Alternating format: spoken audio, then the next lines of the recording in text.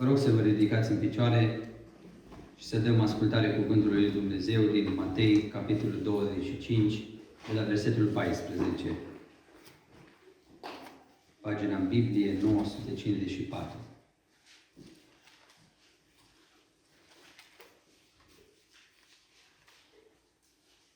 Începem de la versetul 14. Atunci împărăția cerurilor se va asemăna cu un om care, când era să plece într-o altă țară, a chemat pe robii săi și le-a încredințat avuția sa. Unuia i-a dat 5 talanți, altuia 2 și altuia 1, fiecăruia după puterea lui, și a plecat.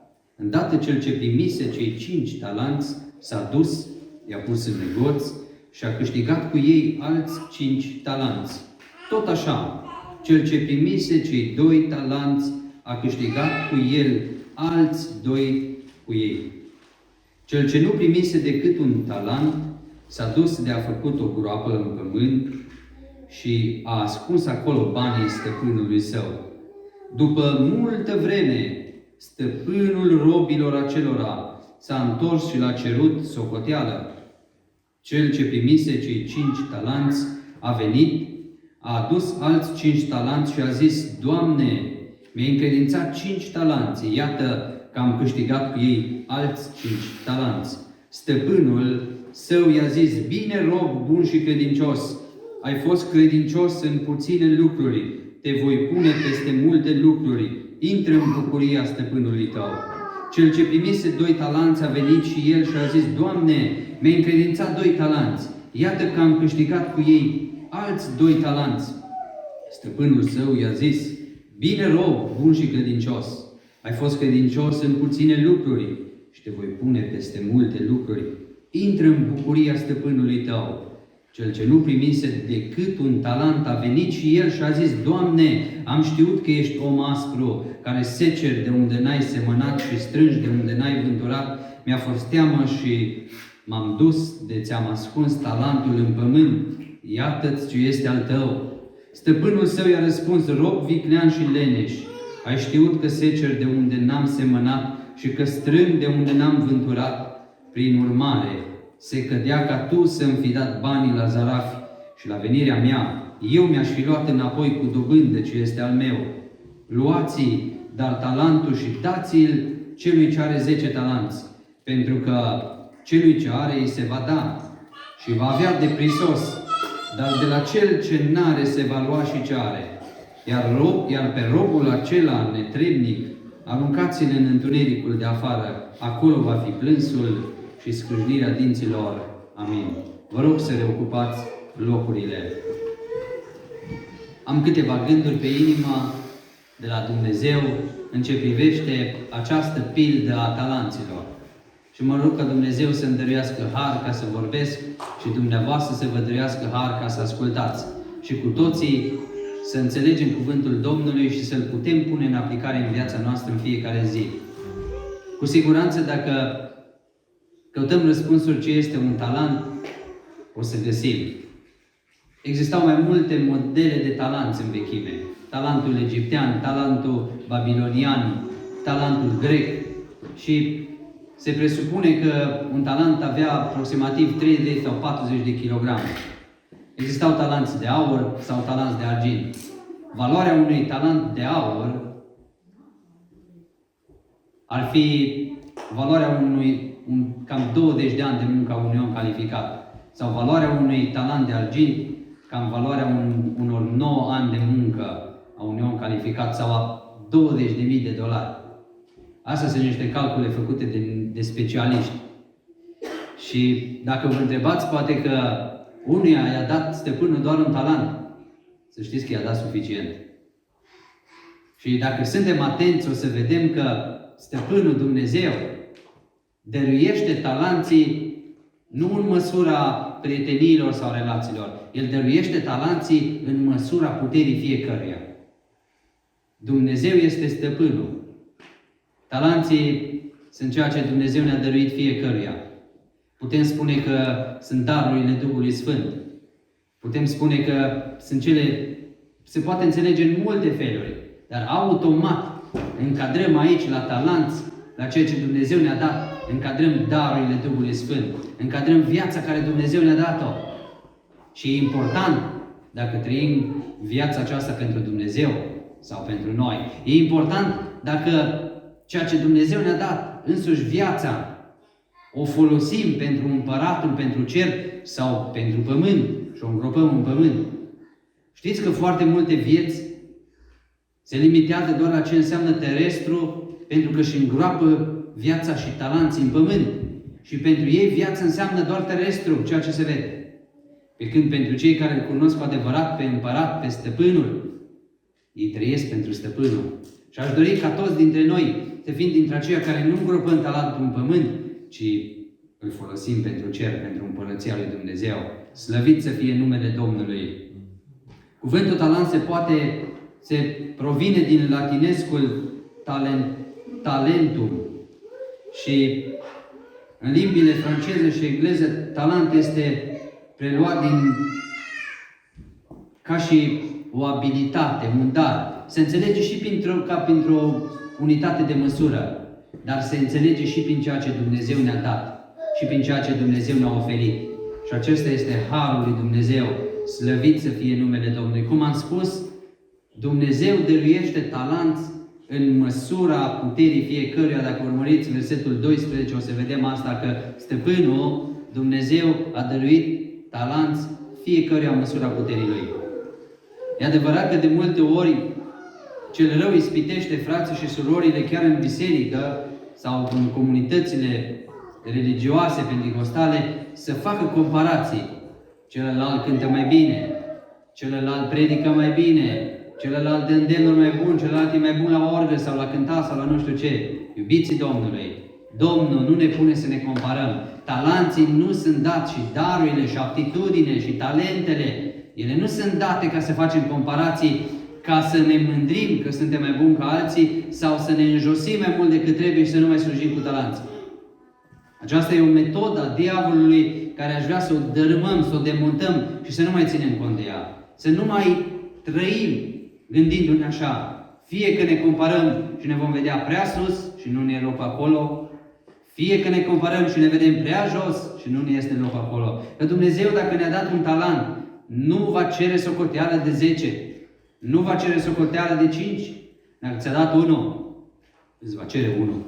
Dacă ți-a dat 5, îți va cere 5. Și Domnul să ne ajute să identificăm și să cunoaștem bine. E foarte important să identificăm, să știm câți talenți avem. Uitați-vă aici la acești robi, alte traduceri spune slujitori. Ei fiecare știau câți talenți au. Cel care a primit 1 a știut că a primit un talent, cel care a primit 2 a știut că a primit 2, cel care a primit 5 a știut că a primit 5. Și dacă ne uităm în viețile noastre, în ce privește credința și ceea ce am primit de la Dumnezeu, de când Dumnezeu a produs naștere din nou în noi, nu e așa că ne mustră cugetul câteodată sau pe unii mai des, că nu folosim talanții și nu-i punem în negoț așa cum Dumnezeu ne cere? Nu e așa că uneori vedem comoditatea cum ne leagă și ne ține legați? Asta înseamnă îngroparea talentului în pământ? Oare nu ne mustră uneori Duhul Sfânt și ne spune că trebuie să facem mai mult? Și ne arată uneori Duhul Sfânt că toate acțiunile sau o mare parte a acțiunilor care le facem sunt talenți îngropați în pământ și nu folosim talenții la ceea ce Dumnezeu ne-a chemat să folosim? Dumnezeu mi-a pus gândurile acestea pe inimă și nu am pretenția că vă spun ceva nou și nu am pretenția că vă captez cu ceva, ci doar vreau să transmit gândurile care Dumnezeu mi le-a pus pe inimă. Dacă ai un talent, pune-l în negoț. Dacă ai 2, pune-i în negoț. Dacă ai 5, pune-i în negoț. Și în funcție de cât talenți Domnul ți-a dat, să știi că Domnul ți-a dat și putere să lucrezi cu ei. Dumnezeu oferă și resurse ca să poți lucra cu talenții. E adevărat că de multe ori se aude, nu mai pot. Sau fac prea mult. Iubiții Domnului, nu trebuie să facem mai mult. Noi nu trebuie să lucrăm pentru 10 talenți dacă Domnul ne-a chemat să lucrăm pentru 5. Dar dacă Domnul ne-a chemat să lucrăm pentru 5, nu înseamnă că trebuie să lucrăm doar pentru 2 sau 3. Domnul să ne ajute să înțelegem lucrurile acestea. În 1 Petru 4:10, ca niște buni ispravnici ai harului felurit al lui Dumnezeu, fiecare din voi să slujească altora după darul care l-a primit. Darurile, talanții care i-am primit de la Dumnezeu ca să slujim în folosul celorlalți. Viața noastră devine frumoasă, plină de viață, călăuzire de la Dumnezeu și de har în momentul când noi punem talanții și darurile care Dumnezeu ne le-a oferit în folosul celorlalți. Pentru biserică. Orice dar, orice talent care e dat unuia dintre noi, el e dăruit ca să producă maturizare în biserică, ca să dăruiască hrană în biserică, ca să ajute în biserică, ca să producă unitate în biserică, ca să creeze legături în biserică. Dacă darul sau talentul care eu pretind că l-am sau dumneavoastră nu creează părtășie, nu creează legături, dacă nu creează maturitate, dacă nu creează creștere, dacă nu lucrează la închegare, la apropiere, acela nu e un talent, ci putem să-l numim altfel.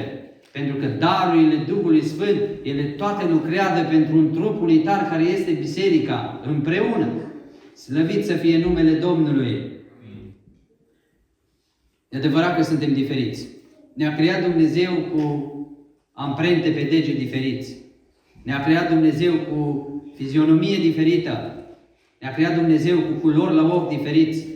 Ne-a creat Dumnezeu cu timbru și cu voce diferită. Ne-a creat Dumnezeu cu ADN-ul diferit. Dumnezeu ne-a creat pe fiecare într-un mod foarte special. Și aceasta este înțelepciunea infinită a lui Dumnezeu.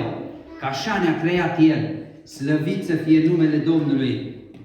Chiar dacă ne-a creat diferit, înaintea lui Dumnezeu suntem egali. Dar e foarte important ce va spune Dumnezeu la urmă despre noi. Că înțelegerea celor mai mulți în ce privește creștinismul e suficient să fie mântuiți. Dar iubiții Domnului, mântuiții toți, și cel cu un talent, și cel cu 2, și cel cu 5, toți mântuiții trebuie să pună talanții în negoț. Pentru că dacă nu pui talentul în negoț, e posibil să nu fii dintre cei mântuiți. Pentru că la urmă stăpânul zice, aruncați-l afară. Iubiții Domnului, stăpânul a dat talanți. La unul un talent, la unul 2, la unul 3 și a plecat. Și nu s-a grăbit să vină.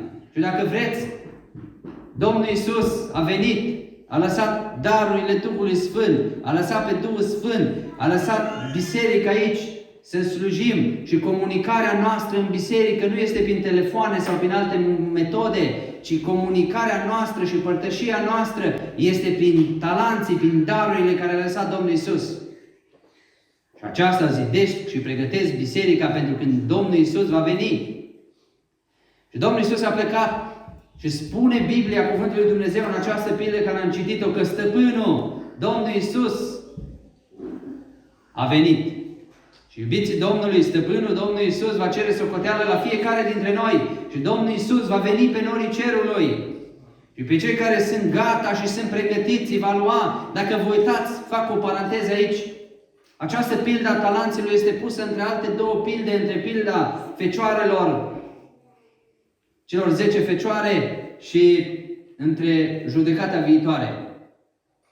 Și au o legătură, toate aceste 3 pilde, formează un întreg, dacă ne uităm atent. Și în pilda fecioarelor, acolo cel mai important aspect în pregătirea pentru venirea mirilor, știți care este? Să fii gata! Să fii gata! Cele care n-au fost gata, li s-a închis ușa în față, erau fecioare toate, știau despre Domnul Iisus, veneau la închinare, la rugăciune, nu știu câte erau fecioare, poate aveau inima curată, dar dacă nu ești gata când vine Domnul Iisus, aș vrea să vă întreb ceva. Noi ne pregătim pentru Domnul Iisus să vină sau suntem gata? Că dacă vă uitați atent în pilda fecioarelor, o să închei imediat paranteza, fecioarele cele care n-au intrat pe ușă se pregăteau. Pe când fecioarele care erau gata au intrat pe ușă. Și mi-e teamă că încă foarte mulți încă se pregătesc.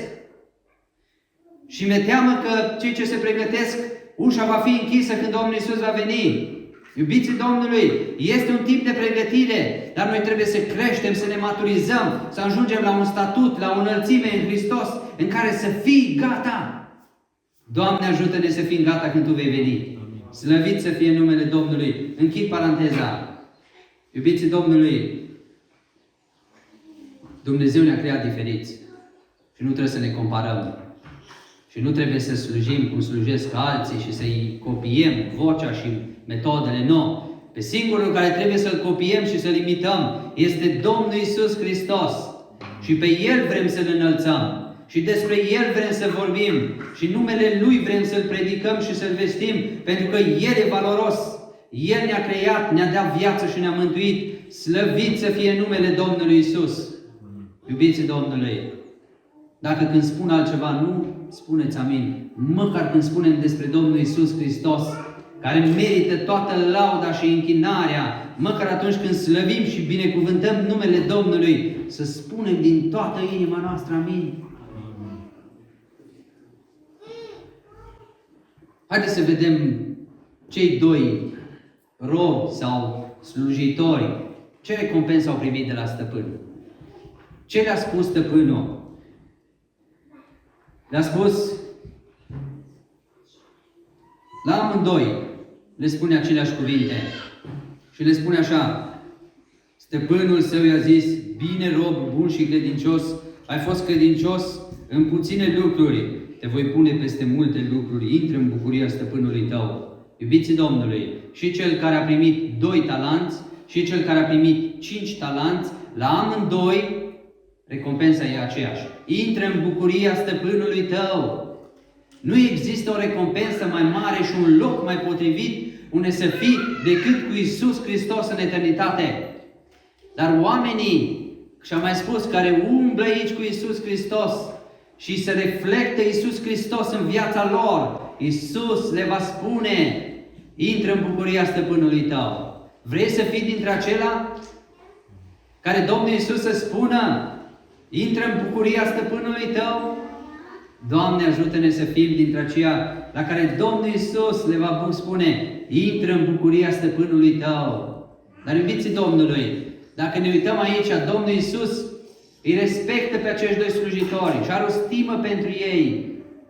Și mă gândesc că acești 2 slujitori, toată viața lor, ei au exprimat în trăirile lor, în vorbele lor, în atitudinea lor, respect față de cei din jur și apreciere față de cei din jur. Și 2 caracteristici foarte importante la acești 2 slujitori, care Domnul Iisus le spune: intră în bucuria stăpânului tău. Știți care sunt?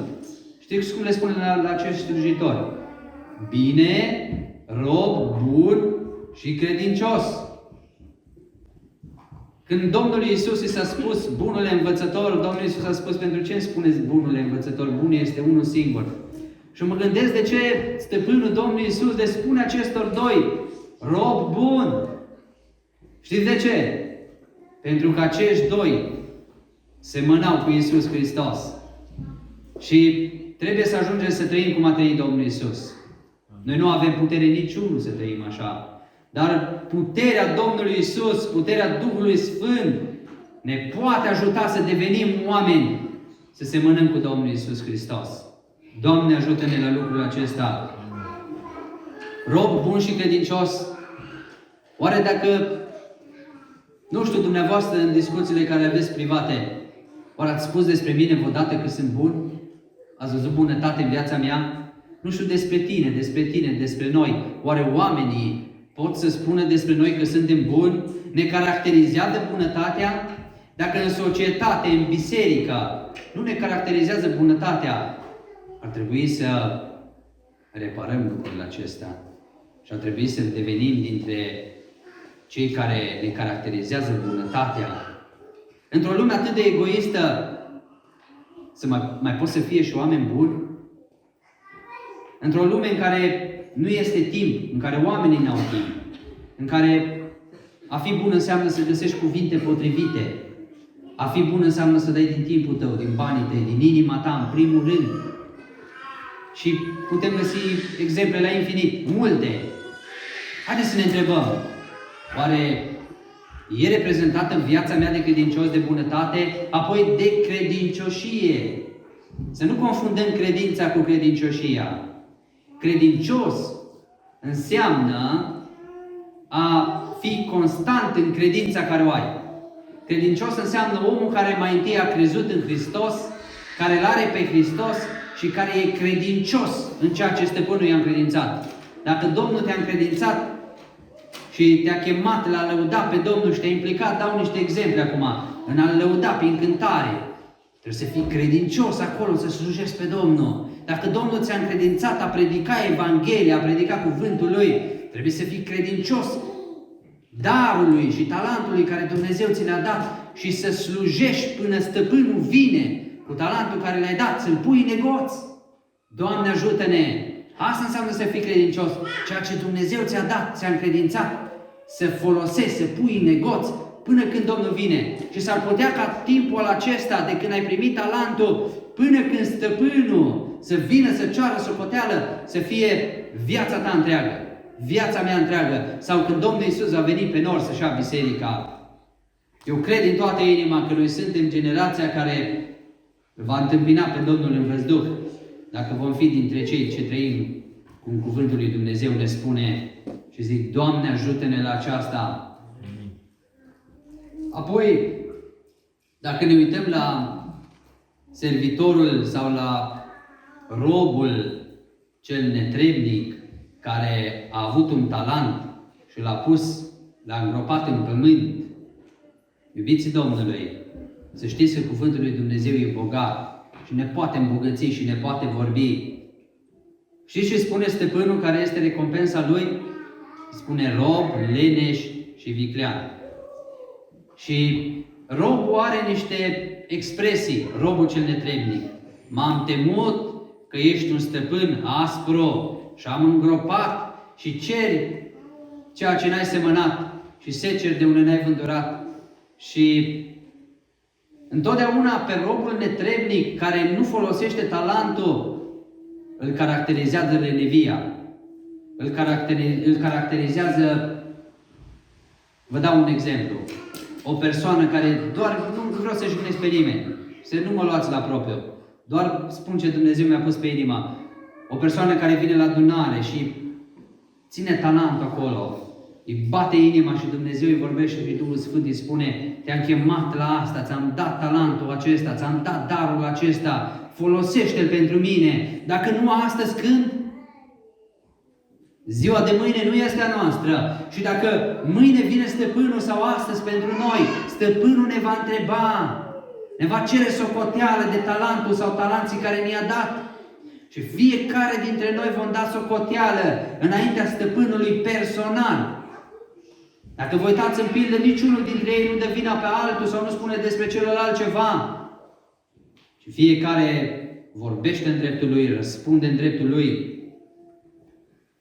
Și robul cel netrebnic, în loc să se teamă că stăpânul va veni și îi va cere socoteală, că nu a pus în negoț talentul, el s-a temut să pună în negoț talentul. Și aș vrea să vă spun că sunt foarte mulți dintre aceia care intră pe ușile adunărilor, care li e teamă să folosească darurile. Dacă îi spui la unul, Domnul să-ți dea darul prorociei, zice, mă feresc de așa ceva, eu nu sunt sfânt, eu nu știu așa, nu sunt cu tare. Iubiții Domnului, noi trebuie să devenim oamenii sfinți prin care Dumnezeu să lucreze. Prin tine, prin mine, prin noi, prin fiecare. Că dacă nu devenim oamenii sfinți care să poată Duhul Sfânt să dea darul și să lucrăm cu ele, nu putem intra în Împărăția lui Dumnezeu așa. Aici este vorba despre Împărăția lui Dumnezeu și spune chiar la începutul pildei că Împărăția lui Dumnezeu se aseamănă. Și aici Mântuitorul Iisus ne dă o pildă. Iubiții Domnului, ne ferim de darurile Duhului Sfânt și ar trebui să alergăm după ele, nu să ne ferim de ele. Ne ferim de unele daruri, cum ar fi darul prorociei, sau alte daruri, darul vindecării, sau de a provădui Evanghelia, sau de a posti, de a te ruga. Iubiții mei, dacă ne ferim de ele, stăpânul va veni și nu va fi bine. Noi nu trebuie să ne ferim de daruri, noi trebuie să alergăm, să le dorim, să stăruim după ele, să le cerem. Doamne, ajută-ne să facem lucrurile acestea Amin. Oare noi în ce poziție suntem? Le cerem? Le dorim? Dragii mei, atunci când este teamă să folosim darurile sau să le cerem sau să dorim să lucrăm cu ele, înseamnă că ne punem prea mult încrederea în abilitățile noastre. Și e normal să dăm greș, că dacă ne uităm la experiențele noastre umane de până acum, sunt sigur că de multe ori am dat greș. Dar noi trebuie să ne gândim că dacă Dumnezeu dă darurile și Dumnezeu dă talanții, și dacă Dumnezeu ne dă un dar al Duhului Sfânt, El ne și capacitează să lucrăm cu El. Ce ține de noi e să trăim pocăința în fiecare zi.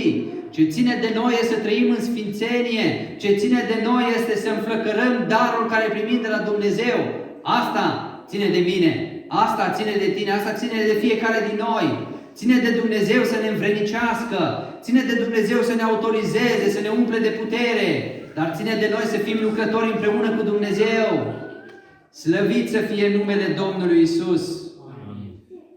Robul netrebnic a evitat să pună curajul lui, a evitat să depună eforturi, a evitat să... Dragii mei, dacă vă uitați, robul netrebnic nu face lucruri rele și păcătoase. El nu face ce trebuie. Și în pilda fecioarelor și în aici la judecata viitoare, dacă studiați atent, o să vedeți că Dumnezeu nu condamnă pentru păcatele făcute, ci Dumnezeu condamnă pentru lucrurile bune care trebuia să le facem și nu le-am făcut. Le spune celor care nu l-au căutat în temniță, care nu l-au căutat când a fost bolnav, care nu i-au dat să bea când i-a fost sete, care nu le-au dat de mâncat când i-a fost foame. Și Domnul se spune, când ați făcut unul dintre lucrurile acestea, unul dintre cei mai neînsemnați frații mei, mie mi le-ați făcut. Și Domnul se spune, n-ați făcut lucrurile acestea, dragii mei, aș vrea să vă spun ceva. Toate lucrurile care le cere Domnul Iisus în aceste 3 pilde, la baza lor, știți ce stă? A iubi. A iubi. Pentru că dacă cei de aici, din judecata viitoare, ar fi iubit, ar fi dat oricărui trecător din apa lui, din mâncarea lui, i-ar fi bătut inima pentru oricare aproape lui. Dragii mei, acele fecioare neînțelepte, dacă l-ar fi iubit pe Dumnezeu cu adevărat, nu s-ar fi pregătit în fiecare zi, ci ar fi fost gata. Există un timp de pregătire, dar există un timp când trebuie să fii gata. Cum spunea fratele Florin despre cum a pățit cu avionul. Iubiții mei, e bine să ne pregătim, dar există un timp când avionul pleacă și atunci trebuie să fii gata. Există un timp în viață când te pregătești, dar trebuie să existe și un timp în care să spui, sunt gata. Dacă vine Hristos, dacă vine Domnul Iisus în seara aceasta, peste o oră, ești gata? Ești gata? Că dacă ne mai leagă lucruri care sunt îngropate în pământ, vor rămâne acolo cu ele. Dar dacă ne leagă lucruri de cer, de Mântuitorul, vom fi cu El, cu Mântuitorul, slăvit să fie numele Domnului Iisus. Dacă nu ne ridicăm inima și gândurile inimii mai mult decât ce înseamnă terestru, Mântuitorul ne va spune, nu te cunosc. Iubiții Domnului, dacă toată energia noastră și capacitatea noastră și înțelepciunea care o avem și simțurile care le avem și mirosul și gustul și văzul și auzul și asta trebuie să le punem în folosul lui Dumnezeu și a celorlalți. Pentru că Dumnezeu ne le-a dat să le folosim. Dacă închidem ochii când ar trebui să-i deschidem, nu e bine. Dacă închidem gura când ar trebui să o deschidem, nu e bine. Sau urechile. Doamne, ajută-ne să folosim chiar și simțurile. Dacă tot ce avem noi folosim doar pentru ce înseamnă pământ și terestru, asta înseamnă că am îngropat talanții în pământ. Dacă nu mai avem timp pentru ceea ce ne cheamă Hristos și ce ne cheamă Biblia să slujim, dacă nu vrem și nu dorim darurile Duhului Sfânt și nu avem un dar, un talent sau mai mulți, iubiții mei, asta înseamnă că ai îngropat talanții în pământ. Și când Mântuitorul va veni, va cere socoteală și ție și mie despre talanții care ne-a dăruit. Celui netrebnic Recompensa lui este că stăpânul ia talentul și îi dă celui care a mai făcut încă 5 talanți. Și ați spune că ar fi fost corect să-i dea celui care a mai făcut 2, să aibă și el mai mult. Dar Dumnezeu întotdeauna judecă drept. El nu judecă după logica noastră, El nu judecă după gândirea noastră, ci El judecă potrivit voii Lui. Dumnezeu oferă circunstanțe în viața noastră. Și dacă nu facem din fiecare circunstanță a vieții noastre un prilej pentru a folosi talanții, îngropăm talanții în pământ. În fiecare zi ne confruntăm cu situații în care vorbim, în care trebuie să folosim din darurile Duhului Sfânt, în care trebuie să folosim gura, vocea, în care trebuie să folosim mâinile, picioarele și tot ce ne-a dat Dumnezeu și trupul acesta pentru slava lui Dumnezeu. Dumnezeu va veni și va cere socoteală. Vrem să fim dintre cei cărora Dumnezeu le spune, cum spune în versetul 21, stăpânul său a zis, bine rob, bun și credincios, ai fost credincios în puține lucruri, te voi pune peste multe lucruri, intră în bucuria stăpânului tău. Ne dorim lucrul acesta? Dragii mei, cuvintele lui Dumnezeu nu sunt poezie. Cuvintele lui Dumnezeu nu sunt aruncate în vânt, ci cuvintele lui Dumnezeu au un impact puternic în viața copiilor lui care vor să se hrănească cu ele. Dacă încă te lupți între confort și între a folosi talentul, dacă între te lupți între temerile tale în care crezi că nu dai randament, că nu vei vorbi bine, că nu vei cânta bine, dragii mei, aceste temeri te împing în a îngropa și în a îngropa talentul în pământ. Noi, teama care trebuie să o avem, trebuie să fie una sfântă în care să ne temem că vine stăpânul și noi n-am pus talentul în negoț. Doamne, ajută-ne să fim dintre cei care folosim talenții care Tu ne-ai dat și să putem să-L slujim pe Dumnezeu cu toată inima noastră. Cu un talent, cu 2, cu 5, cu câți talenți ne-a dat Dumnezeu. Uitați-vă că Dumnezeu nu judecă și nu gândește cum a gândit cel cu un singur talent. Că Dumnezeu seceră de un nenavânturat. Uitați-vă că ia talentul de la cel care nu l-a folosit și îl dă celui care avea încă 5. Asta înseamnă că Dumnezeu n-a luat talenții nici la cel ce a făcut 5, nici la cel ce a făcut încă 2. Și Dumnezeu le-a dat și intrare slobodă în bucuria stăpânului. Domnul să ne ajute să fim dintre aceia care să-L slujim pe Dumnezeu din toată inima și să o facem cu bucurie. Să nu ne vedem robi, să nu ne vedem sclavi, ci să ne vedem lucrători împreună cu Dumnezeu. Și Dumnezeu are dreptul să judece și să spună și primul cuvânt și ultimul cuvânt. Domnul să ne ajute să trăim așa cum ne vorbește El